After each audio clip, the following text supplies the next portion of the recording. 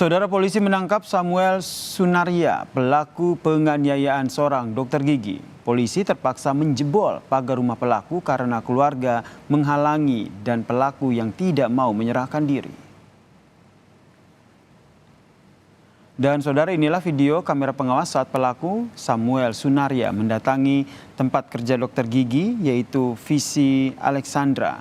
Pelaku yang memaksa masuk kemudian menganiaya korban. Akibatnya, korban terluka di tangan, badan, dan juga bibir.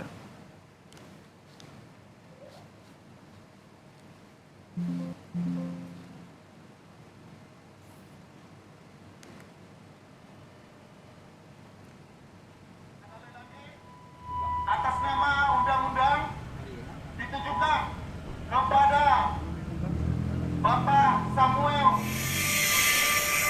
Mendapat laporan, polisi pun kemudian mendatangi rumah pelaku. Namun polisi mendapat perlawanan, saudara. Polisi berulang kali memberi peringatan kepada Samuel untuk keluar dari dalam rumah, tapi tidak kunjung digubris.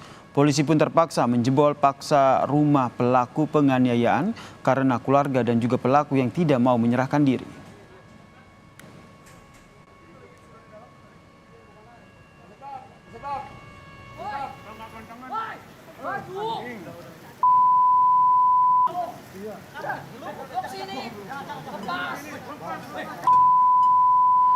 Meski sempat bersembunyi di lantai 2 rumah saudara, pelaku akhirnya berhasil ditangkap polisi.